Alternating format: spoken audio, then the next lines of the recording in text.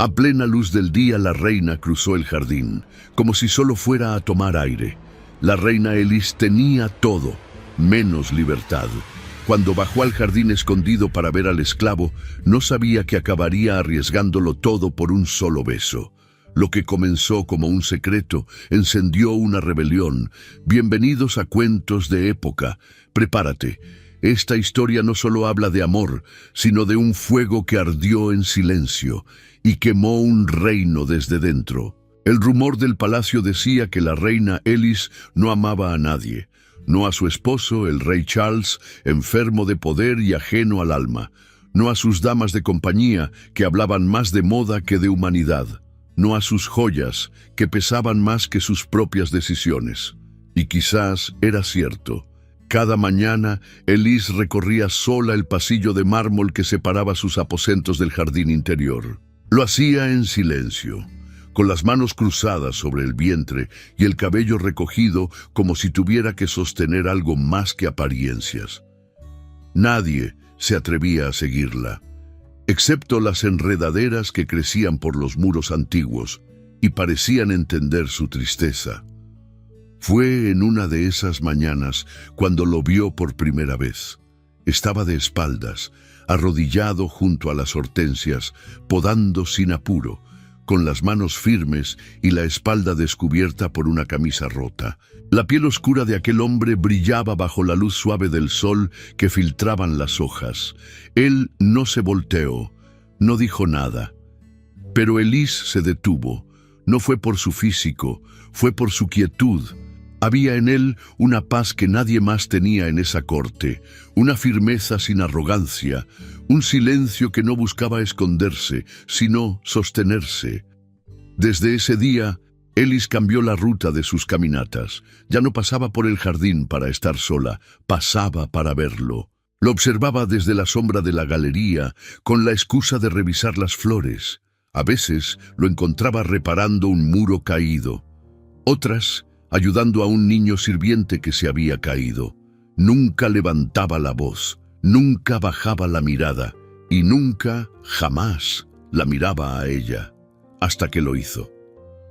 Un martes, justo después de la lluvia, Elis bajó al jardín con el vestido aún húmedo en las puntas.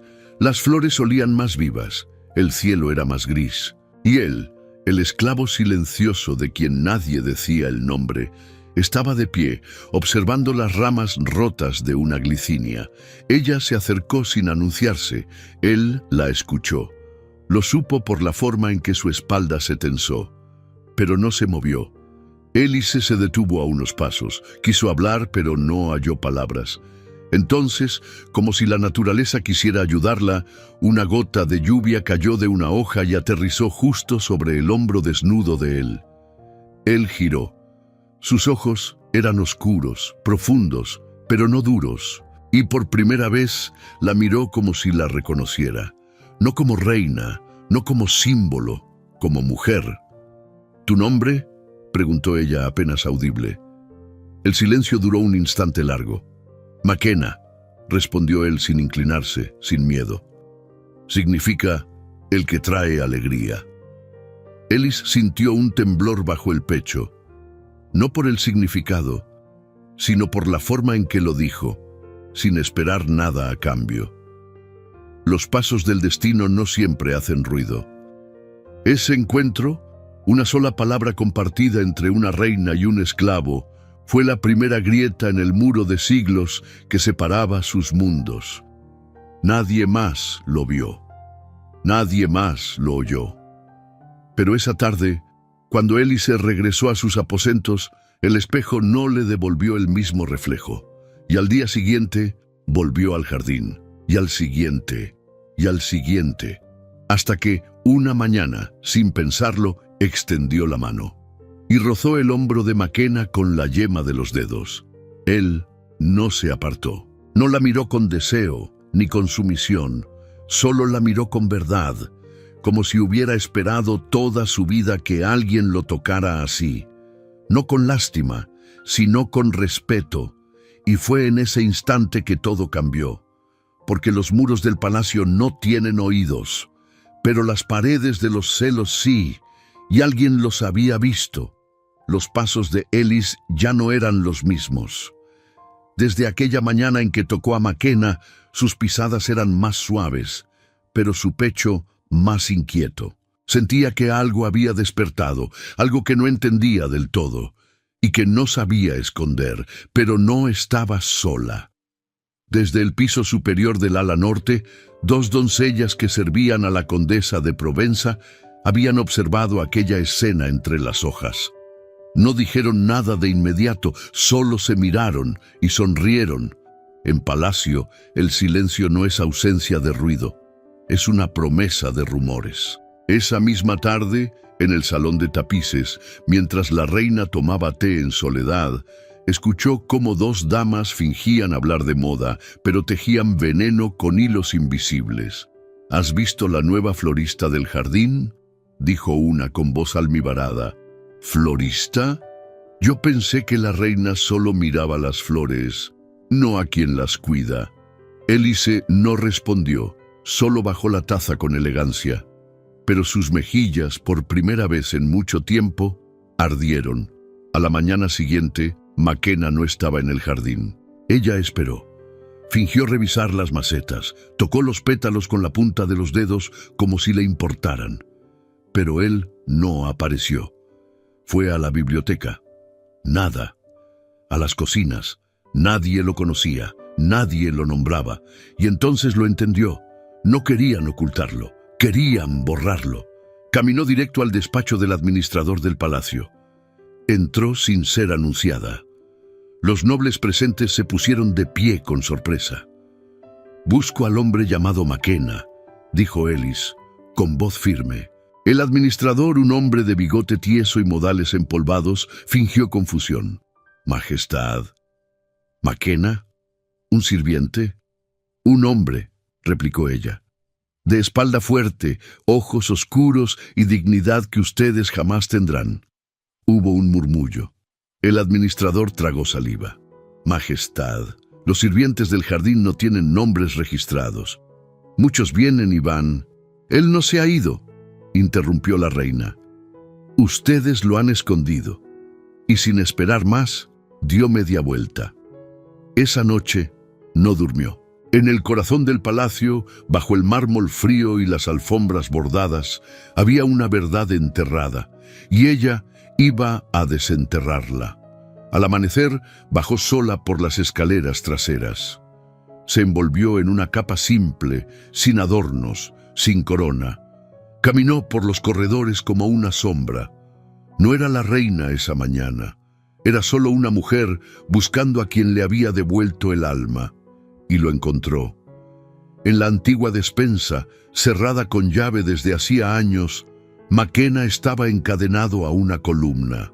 No como castigo, sino como advertencia. Su rostro estaba herido, pero sus ojos, al verla entrar, no mostraron miedo, mostraron alivio. Elis corrió hacia él, se arrodilló sin importarle la suciedad del suelo. «¿Qué te hicieron?», susurró. Maquena intentó sonreír, pero tenía los labios rotos. Creen que con cadenas pueden romper lo que nació libre. Ella no respondió.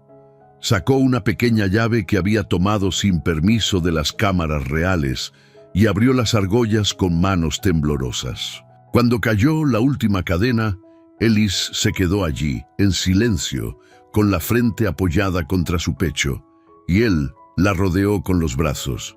No había besos, no había promesas, solo dos cuerpos respirando el mismo aire, en el mismo rincón donde nadie más miraba. Pero a unos metros, una figura los escuchaba desde la sombra de una columna. Y esa figura sí llevaba corona. El pasillo estaba en silencio, pero los pasos del rey resonaban como campanas huecas. Charles de Vallier no era un hombre joven, ni era un rey amado. Gobernaba más por herencia que por virtud, más por nombre que por respeto. Cuando lo vieron atravesar la galería esa mañana, con la capa arrastrando y la mirada oscura, los criados apartaron la vista. Sabían que no se dirigía a una audiencia, sabían que no buscaba a su esposa por cortesía, Sabían que alguien lo había visto en las sombras. Ellis no habló de inmediato. Tras liberar a McKenna, lo ayudó a llegar hasta el invernadero abandonado, donde solía guardar libros y partituras que ya nadie leía. Allí curó sus heridas con paños limpios y manos firmes. McKenna no se quejaba, solo la miraba. «¿Por qué arriesgaste tanto?», preguntó él. «¿Porque tú no bajaste la mirada cuando dije tu nombre?». McKenna parpadeó. Esa frase le pesó más que cualquier cadena. Se sentó en el suelo, cubriéndose los hombros con una manta. Ellis se sentó frente a él. Sus rodillas casi se tocaban. Ninguno de los dos dijo nada por unos segundos. «He vivido entre paredes que parecen de oro», murmuró ella. «Pero nunca me sentí tan real como cuando estoy aquí contigo». «Y yo», respondió él, «nunca fui más libre que encadenado, si sabía que vendrías». El silencio entre ellos ya no era incómodo, era necesario. Era como si el tiempo respirara más lento cuando estaban juntos. Ellis alzó una mano y con delicadeza apartó un mechón de su cabello húmedo. Él se inclinó levemente como si quisiera acercarse, pero no se atrevió. Y entonces la puerta se abrió. El rey no alzó la voz, no hizo falta. Su sola presencia congeló el aire. Sus ojos recorrieron la escena. Ellis de rodillas, el esclavo herido, las manos aún entrelazadas. El rey lo entendió todo sin necesidad de una sola palabra. McKenna intentó incorporarse, Ellis también, pero Charles no se movió. Solo murmuró: «¿Esto es lo que has elegido, Ellis?». Ella no respondió. «Una corona sobre mi cabeza y tú arrodillada ante un sirviente». La reina se puso de pie, se acercó al rey despacio, con la espalda erguida. «No es un sirviente», dijo, «es un hombre, más rey en su dolor que tú en tu trono». Un golpe resonó, no con la mano, con las palabras. Charles no respondió. Dio media vuelta, la capa temblando con su furia contenida. Antes de irse, se detuvo en la puerta. «A partir de hoy, tu jardín está cerrado y tu libertad limitada». McKenna fue llevado de nuevo a las cámaras del ala baja. No con cadenas esta vez, sino con vigilancia, 3 guardias y una orden: no hablar, no moverse, no escapar. Ellis fue confinada a sus habitaciones, escoltada incluso al templo. Las damas ya no la miraban con respeto, sino con una mezcla de burla y miedo. Pero ella no lloró, no gritó, no suplicó. Esperó, porque en el amor no siempre se lucha con espadas. A veces se espera, a veces se resiste y a veces se escribe una carta. Esa noche, McKenna recibió un pañuelo doblado dentro de una bandeja de pan.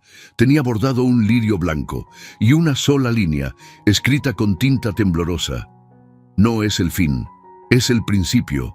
Mañana, antes del alba, nuestro lugar». McKenna cerró los ojos y por primera vez en su vida sonrió. La noche parecía más densa que otras veces. El palacio dormía bajo un cielo sin luna y las antorchas en los pasillos ardían perezosas, como si también dudaran de sí mismas. Ellis no dormía. Sentada frente al espejo, observaba su propio reflejo como si fuera el de otra mujer. Una que se parecía a ella, sí, pero que ya no llevaba miedo en los ojos, sino decisión. El vestido que había elegido no era de gala, ni de terciopelo. Era de lino claro, sencillo, como los que usaba antes de casarse, antes de las coronas, antes de las cadenas invisibles. Sobre el pecho colgaba el pequeño relicario que su madre le había dejado antes de morir. Dentro, un mechón de cabello infantil.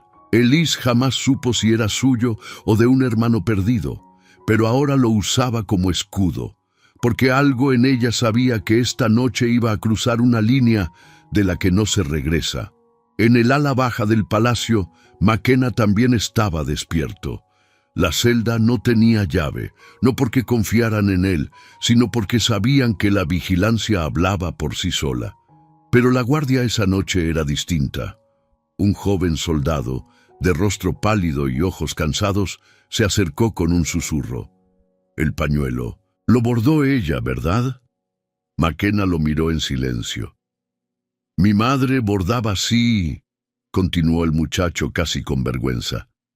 Y también la llamaban loca por amar al hombre equivocado. El esclavo no respondió. El guardia le entregó una llave oxidada. No tengo reina, dijo, pero si tuviera una, también la seguiría al jardín. Y se marchó. El reloj marcaba las 5. Aún no había amanecido, pero el aire olía a tierra húmeda y a destino. Elise cruzó el corredor oculto detrás de la biblioteca con pasos medidos. Las paredes, cubiertas de polvo, parecían guardar secretos que nadie se atrevía a pronunciar. Su respiración era firme, pero el corazón latía como si corriera. McKenna la esperaba junto al muro del jardín interno, no con flores, no con cadenas, con los brazos abiertos. Cuando la vio, no dijo nada, pero sus ojos se suavizaron como nunca antes. Ella se acercó, y por un momento, todo se detuvo. Ni el canto lejano del gallo, ni el viento entre las hojas, ni el murmullo del alba pudo competir con la fuerza silenciosa de ese reencuentro. Elise alzó la mano y tocó el pecho de McKenna. La piel aún tenía cicatrices, pero no eran de dolor, eran historia. ¿Estás lista?, preguntó él. Nunca lo estuve, respondió. Pero ya no quiero vivir esperando. McKenna extendió la mano. Ella la tomó sin vacilar. Juntos cruzaron la pequeña abertura entre los setos, justo donde los jardineros antiguos habían dejado una salida de emergencia que ya nadie recordaba. Pero alguien sí lo recordaba, y lo seguía. Apenas pusieron un pie en el bosque detrás del palacio, una rama crujió. Elise se detuvo. McKenna giró, y la voz que escucharon no era la del rey. Era más aguda, más venenosa. ¿Creíste que podrías esconder un escándalo bajo las flores? Era la condesa de Provenza, y con ella 3 soldados del ala oeste. McKenna se adelantó poniéndose frente a Elise. Ella quiso detenerlo, pero él negó con la cabeza. «Retrocedan», ordenó la condesa, «o les haré fusilar por traición a la corona». Elise dio un paso al frente. «La corona no es tuya, ni la verdad, ni mi vida». Uno de los soldados dudó. Otro bajó el arma levemente. «¿Qué haces?», gritó la condesa. «No dispararé a una reina», respondió él, «y mucho menos por amor». El silencio fue inmediato, y en ese instante de duda Elise y McKenna corrieron. Entre los árboles, entre la niebla, entre las posibilidades. No sabían si llegarían lejos, no sabían si alguien más los ayudaría. Solo sabían que habían comenzado algo que ya no se podía detener. Y mientras el sol comenzaba a trepar tímido por el horizonte en lo más alto de la torre del palacio, el rey Charles observaba todo desde su balcón. No gritó, no llamó a los guardias. Solo cerró los ojos y apretó los puños, porque había perdido algo que ni su poder, ni su apellido, ni su ejército podrían recuperar jamás. Los primeros pasos fuera del palacio no sonaron como libertad, sonaron como vértigo. La tierra húmeda se pegaba al borde del vestido de Elise, que ya no era reina, ni noble, ni señora de nada. Y sin embargo, nunca había sentido tanto el peso de sí misma. McKenna caminaba delante de ella, con los hombros tensos, atento a cada crujido de rama, cada sombra entre los árboles. Sabía que la noche les daba ventaja, pero no por mucho tiempo. Al llegar al claro, Elise se detuvo. El sol asomaba entre las ramas y su luz dorada caía sobre su rostro como una promesa. Respiró profundo. «Aquí huele distinto», dijo. McKenna giró.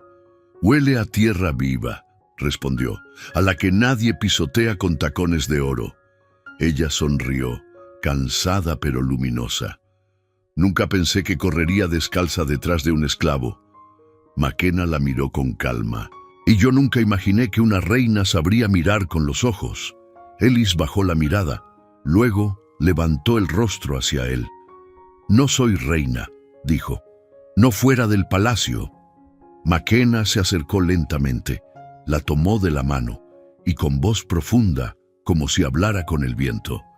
Entonces eres libre. Caminaron por horas, entre ramas que se cerraban como brazos viejos, entre pájaros que cantaban sin miedo a ser oídos. A la distancia se oían campanas. Elis se detuvo. Eso es misa. Maquena escuchó. Negó con la cabeza. No, son campanas de alarma. Habían notado su ausencia. El pequeño pueblo de Fontenay se levantaba al pie de una colina, envuelto en neblina.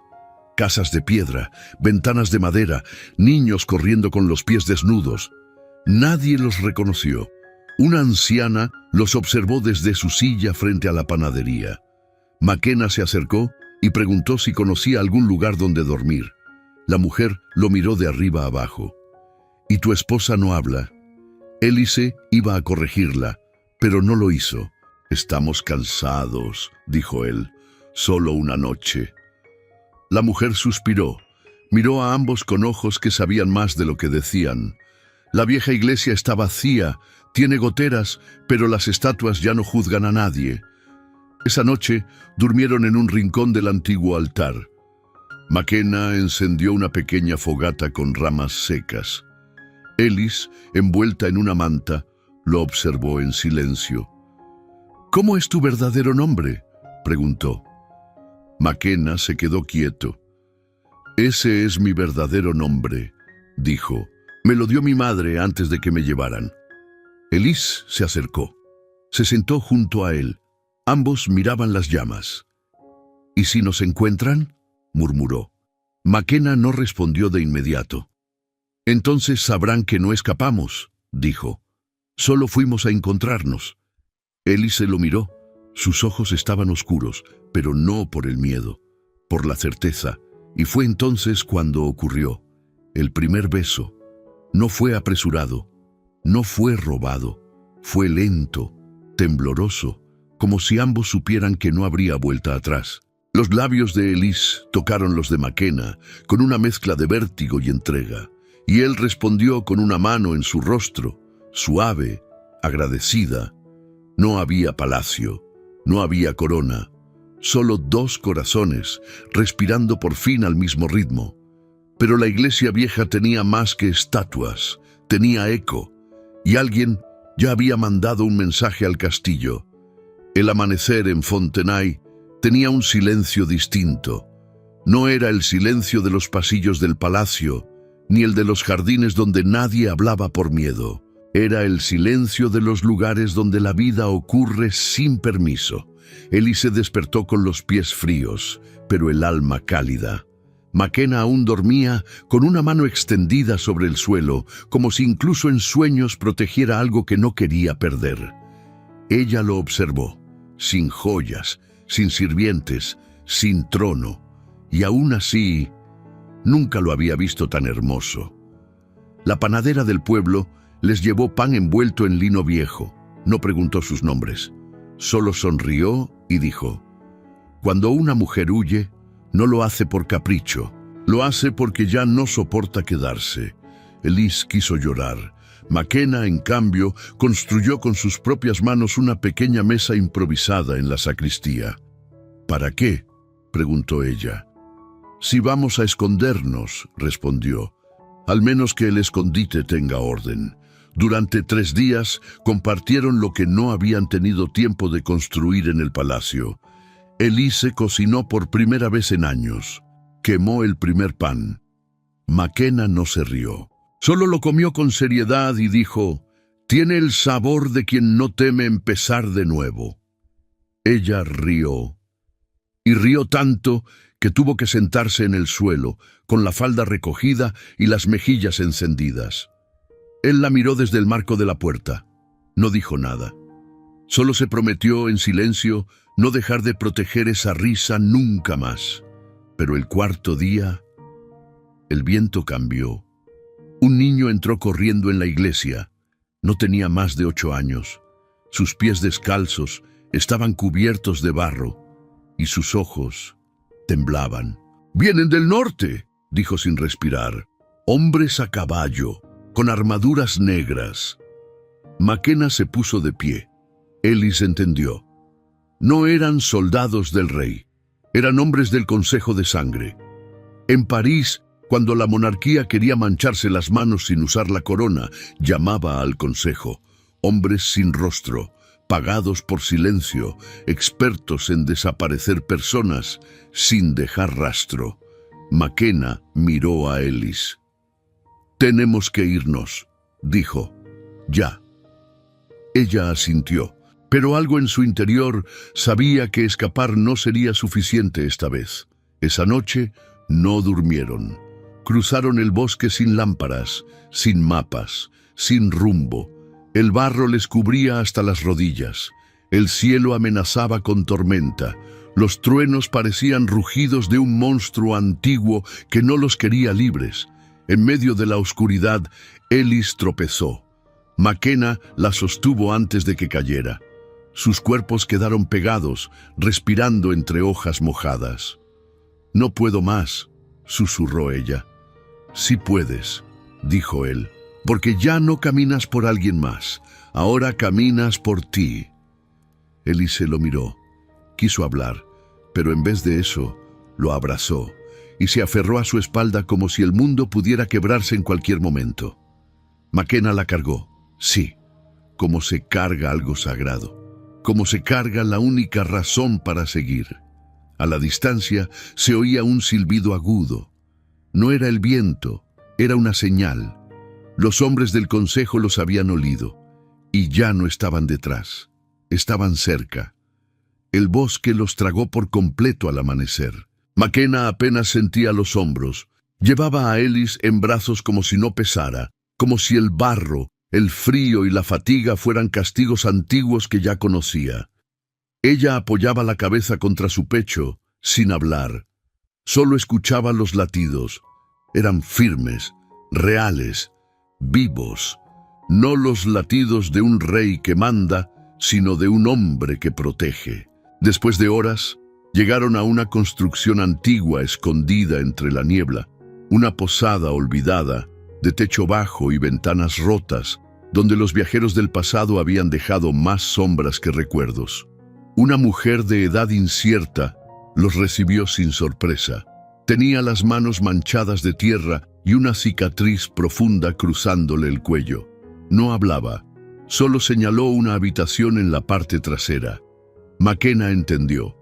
A veces, el silencio también es una forma de refugio. La habitación olía a madera húmeda. Había una cama angosta, una silla coja y una vela gastada. Ellis se sentó sin decir palabra. McKenna se agachó frente a ella. «¿Te duele algo?», preguntó. Ella lo miró con los ojos vacíos. Y entonces, sin aviso, las lágrimas salieron. No eran de dolor físico, eran otra cosa. «Lo abandoné todo», dijo.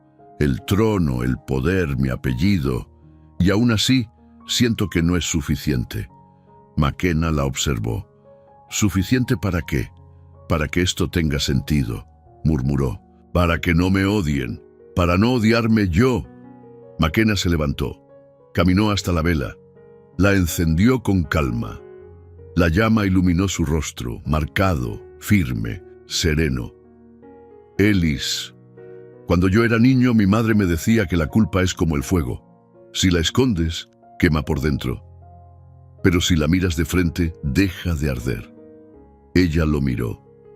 Y esa frase, tan simple, tan limpia, entró en su pecho como una semilla.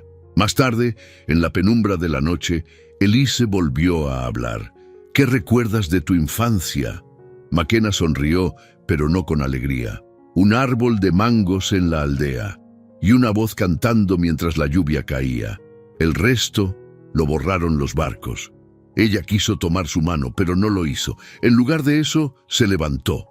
Caminó hasta él, y en silencio se arrodilló frente a su cuerpo sentado en el suelo. Makena abrió los ojos con sorpresa. ¿Qué haces? Estoy viendo lo que el mundo no quiere ver, dijo, a un hombre entero, y con suavidad apoyó la frente sobre su pecho. Makena tembló, no por el gesto, sino por lo que significaba. No era pasión, no era impulso, era rendición, era verdad. Afuera, la mujer sin voz echó leña al fuego, y al mirar por la rendija de la ventana vio figuras oscuras cruzando el bosque. Sus manos, endurecidas por la vida, tomaron un trozo de carbón y escribieron en la puerta: «Ya vienen». Dentro, Elise y Makena no lo sabían. Aún dormían envueltos en la única paz que conocían, el cuerpo del otro. Pero esa noche sería la última sin sobresaltos. La madrugada era espesa. No se oía ni un grillo, ni el crujido de las ramas. Solo el crepitar bajo y constante del fuego encendido fuera de la posada. Elise dormía envuelta en los brazos de Makena, la cabeza apoyada sobre su pecho, como si su cuerpo fuera el único lugar donde aún podía existir sin miedo. Makena no dormía. Escuchaba. Años de cautiverio le habían enseñado que el peligro no siempre grita. A veces respira lento, con paciencia, como un lobo que espera la primera luz. Y entonces lo sintió. Un crujido, leve, del otro lado de la pared. Se levantó sin hacer ruido. Tapó los hombros de Elise con la manta. Caminó hacia la puerta. Puso la mano sobre la madera. Estaba caliente. «Elise», susurró, «despierta». Ella abrió los ojos sin comprender. «¿Qué pasa?» «Van a quemar la puerta». Un segundo después, una botella atravesó la ventana. Cristales, fuego, grito. La cortina se encendió en un segundo. El humo comenzó a tragarse el cuarto. Makena tiró al suelo el colchón viejo y lo cubrió con la manta para sofocar las llamas. Elise buscaba su relicario con manos temblorosas. Makena la miró. «Déjalo, vámonos». «No, es lo único que me queda de mi madre». Makena no discutió.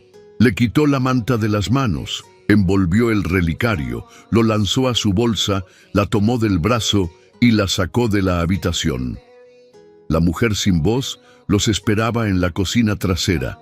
Tenía la puerta abierta. Les hizo una señal con la cabeza. No preguntó nada, solo señaló una trampilla bajo la alacena. Makena la abrió. Un túnel oscuro, de tierra apretada, se abría como una garganta seca. Elise dudó. «¿Y tú?» Makena la empujó suavemente. «Primero tú, siempre tú». Ella descendió. Makena la siguió, y la mujer, sin voz, cerró la trampilla detrás. Afuera, los hombres del consejo entraron en la posada como cuervos. Gritaban, rompían, buscaban. Uno de ellos golpeó a la mujer. Ella no hizo ruido, solo escupió sangre y sonrió con rabia. El túnel era angosto y húmedo. Elise sentía que el aire le faltaba. Makena iba detrás, guiando con la pequeña vela que la mujer les había entregado. «¿A dónde lleva esto?», susurró Elise. «No lo sé», dijo él, «pero no vamos a morir ahí arriba». Caminaron por lo que parecieron horas. El túnel ascendía, luego descendía. Había marcas en las paredes, huellas antiguas, como si otros hubieran pasado por allí hace mucho. Cuando por fin vieron una rendija de luz, Elise se detuvo. «Makena, si me atrapan, tú corres». «No, no estoy pidiendo permiso». Makena la tomó del rostro con ambas manos. «Tú no entiendes». «¿Qué cosa?» «Tú fuiste mi salvación antes de saber tu nombre. No voy a vivir sabiendo que escapé sin ti». Ella tembló, y entonces lo besó.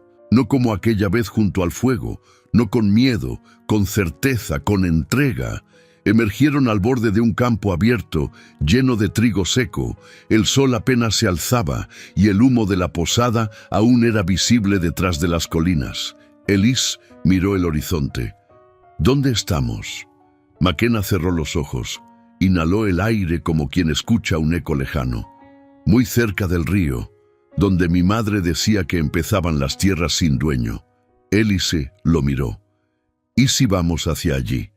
McKenna sonrió. Entonces empezamos por fin a vivir, pero ni el trigo, ni el río, ni la distancia podían borrar una verdad.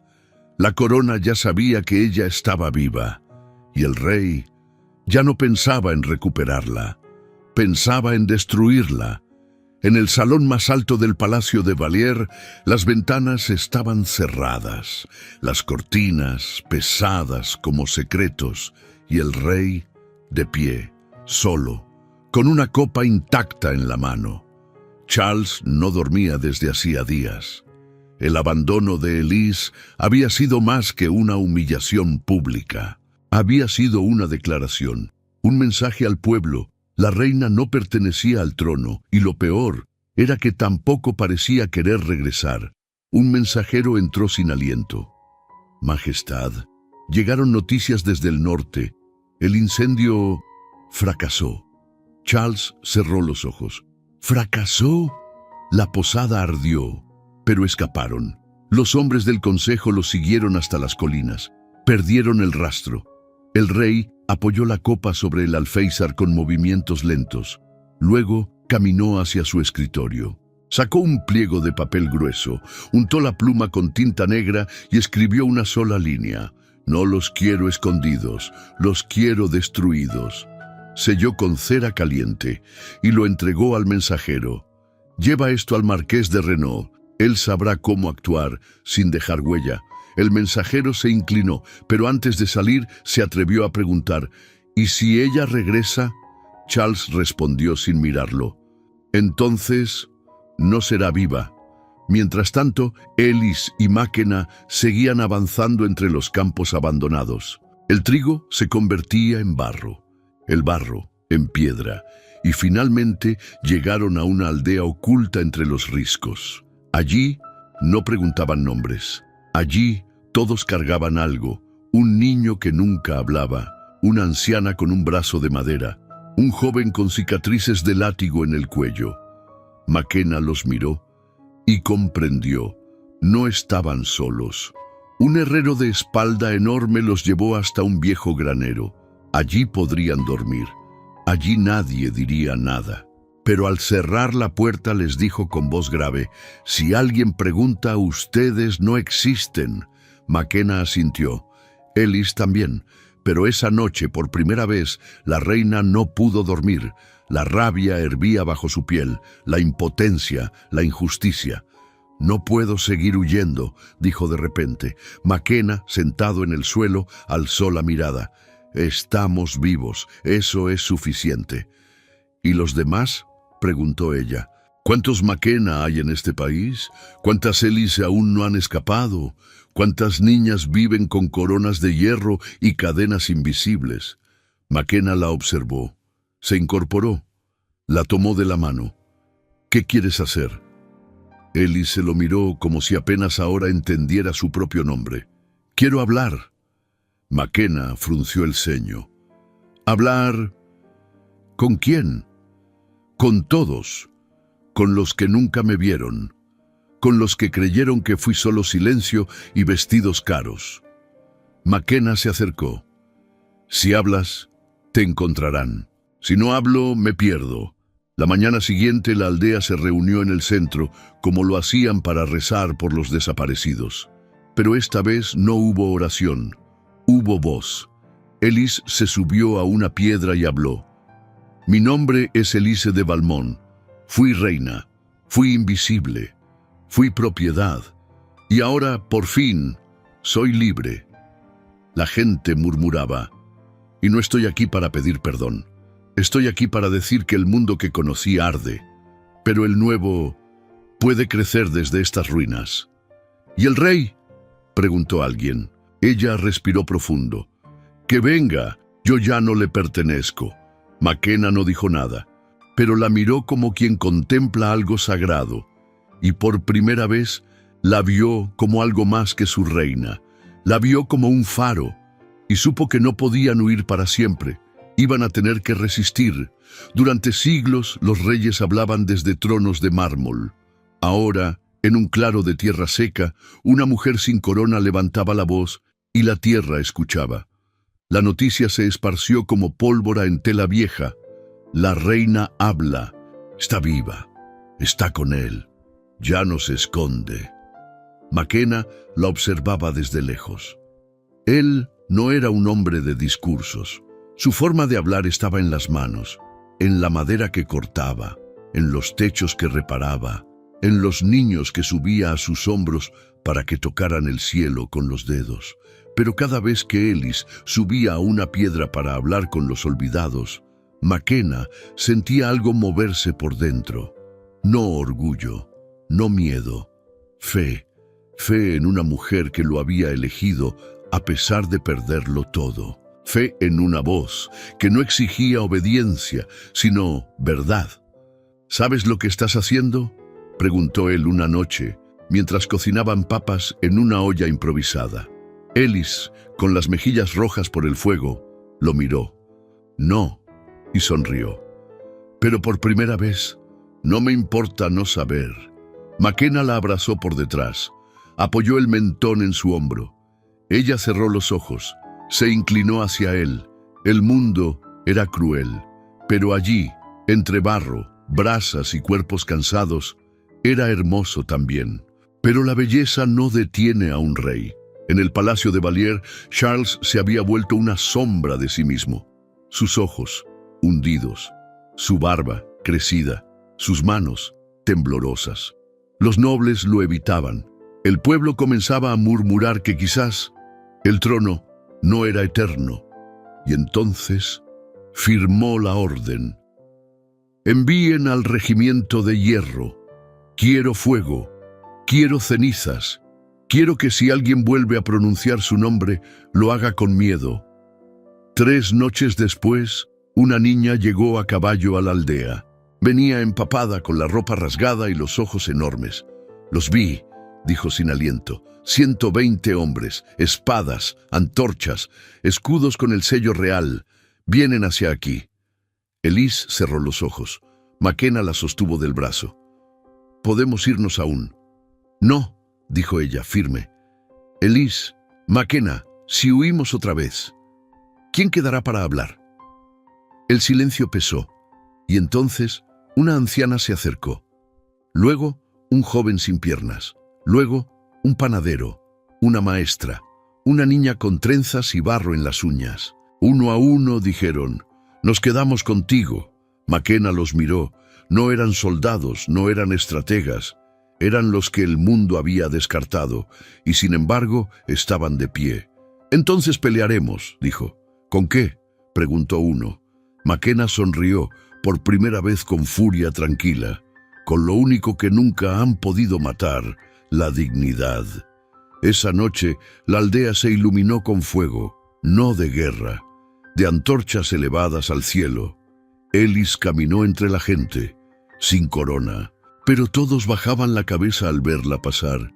Ella ya no hablaba como reina, hablaba como raíz, como semilla, como llama, y cuando miró a Makena entre la multitud le susurró, «Si caigo mañana, que sea sabiendo que valió la pena». Makena tomó su rostro. «No caerás». Ella lo besó, y por un instante el mundo pareció detenerse, pero el silbido del viento anunció lo inevitable. La tormenta venía, y esta vez no iba a pasar de largo.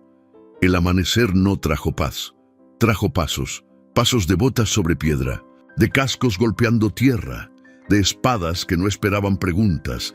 El regimiento de hierro avanzaba por la colina como un enjambre oscuro. Sus estandartes rojos ondeaban como lenguas de fuego, sus rostros cubiertos, sus órdenes claras: quemar, someter, silenciar. En la aldea nadie dormía. Las madres escondían a los niños en sótanos. Los hombres afilaban herramientas viejas. Las mujeres llenaban cubos de agua para el fuego que aún no llegaba. Elis se ató el cabello con una cinta negra.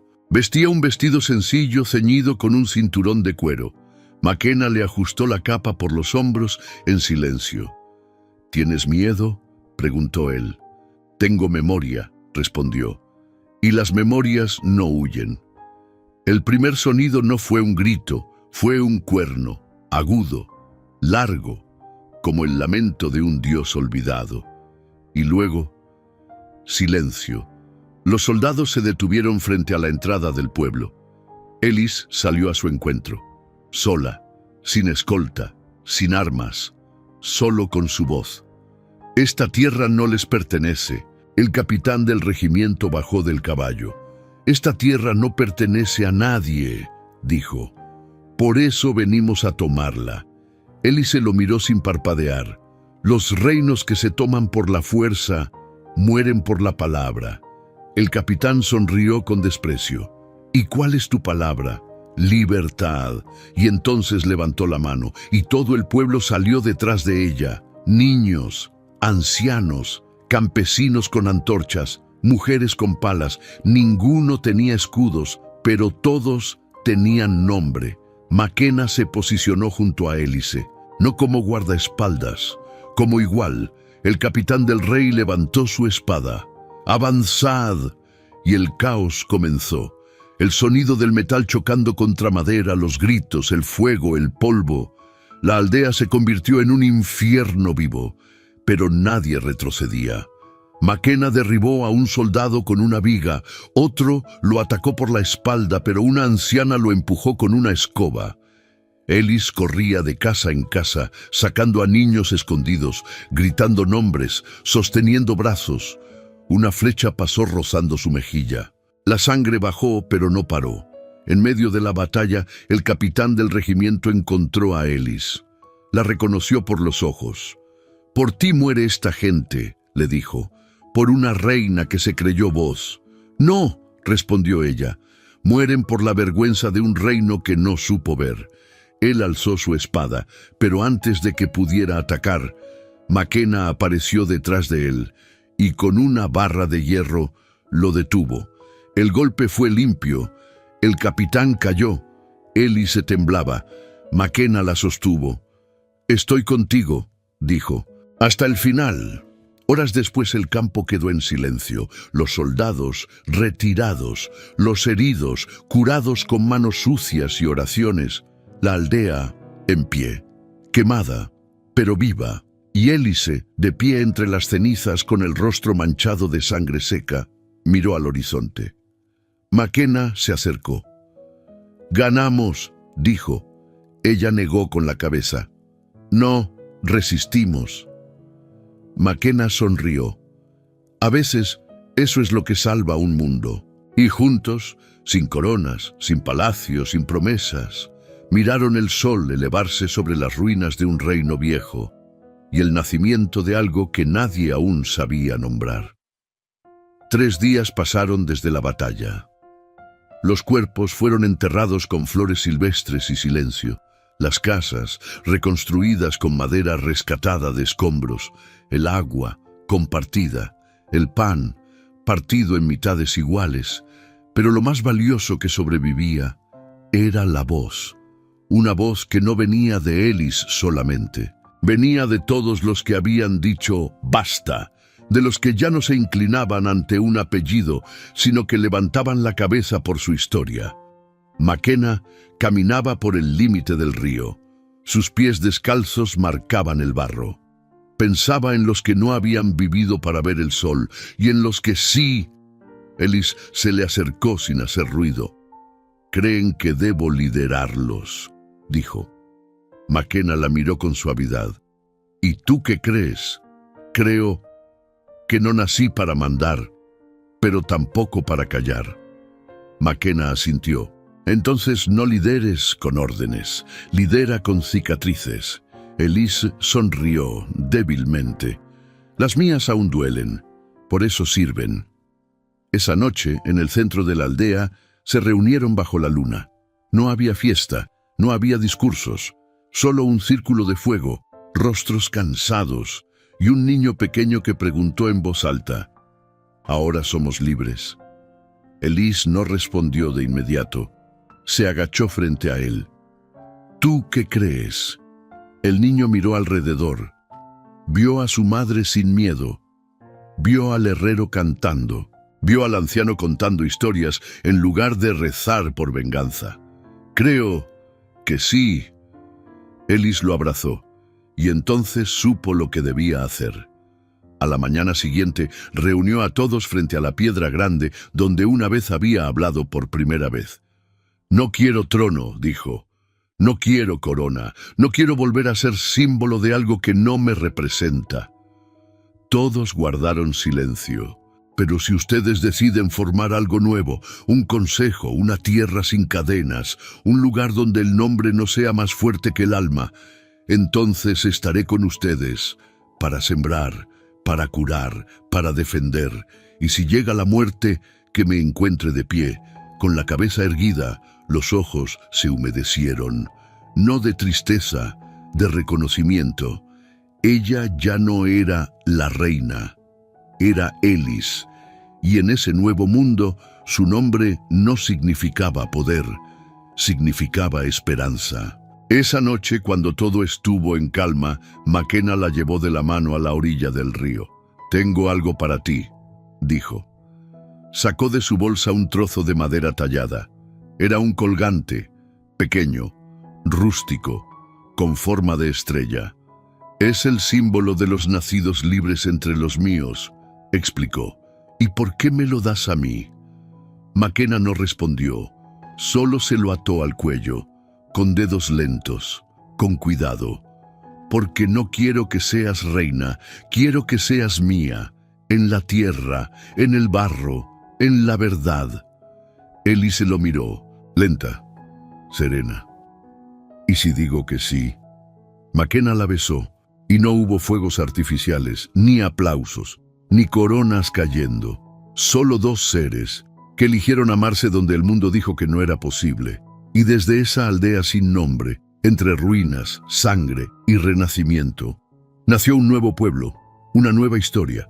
Y generaciones después, cuando los libros hablaban de reyes y guerras, los más sabios contaban en voz baja: «Hubo una vez una reina que no fue reina, y un esclavo que nunca se arrodilló. Y juntos fundaron el único reino que el tiempo no pudo destruir, el del amor». Pasaron los años como lo hace el viento en los campos sin nombre. No hubo fechas importantes, no hubo coronaciones, solo cosechas, inviernos, nacimientos, y una historia que no dejaba de ser contada una y otra vez. Ellis y McKenna construyeron una casa en lo alto de una colina, hecha de piedra, barro, madera y paciencia. Allí no vivían como reina y esclavo, vivían como dos seres humanos que alguna vez se eligieron y nunca se soltaron. Tuvieron 3 hijos, 2 con su risa, 1 con su silencio. McKenna enseñó a leer, Ellis enseñó a no olvidar. Cada año, el pueblo se reunía bajo la luna para recordar lo que habían resistido. No como una celebración de guerra, sino como una afirmación de vida. «No estamos aquí porque vencimos», decía Ellis. «Estamos aquí porque no cedimos». Y entonces los niños preguntaban: «¿Cómo empezó todo?» Y las ancianas respondían: «Con un beso en secreto, en un jardín sin testigos, entre una mujer que debía callar y un hombre que sabía escuchar». Ellis envejeció como las montañas, firme, silenciosa, sagrada. McKenna la cuidó hasta el último aliento, y cuando ella partió, no lloró frente al mundo, solo se sentó en la puerta de su casa y susurró al viento: «Gracias por mirarme como nadie lo hizo antes». Fue enterrada sin trono, sin corona, sin escolta real. Pero durante días, personas llegaron de todos los rincones, de pueblos sin nombre, de aldeas olvidadas, de hogares donde alguna vez se escuchó su voz en secreto. Traían flores, cantos y algo más fuerte, nombres de hijos y nietos que llevaban su nombre. No por admiración, por gratitud. McKenna murió 2 inviernos después. Fue enterrado junto a ella, bajo el mismo roble que un día los protegió de la lluvia. Y en la piedra sin ornamentos, alguien escribió con carbón: «Aquí no yace una reina, ni un esclavo. Aquí descansan dos llamas que encendieron algo más fuerte que un reino, un nuevo comienzo. Y si alguna vez caminas por los valles del sur de Francia, escucha el viento. Porque a veces, cuando sopla entre las colinas, lleva consigo un susurro que dice: donde hubo amor, el poder no pudo quedarse. Y en ese rincón del mundo, sin mapas ni banderas, vive aún la historia que el rey quiso borrar, pero que el corazón del pueblo decidió escribir para siempre. Si esta historia tocó tu corazón, no te vayas sin suscribirte. En este canal honramos las voces que el mundo intentó callar y celebramos los amores que sobrevivieron al poder, a la guerra y al tiempo. Activa la campanita para no perderte lo que viene.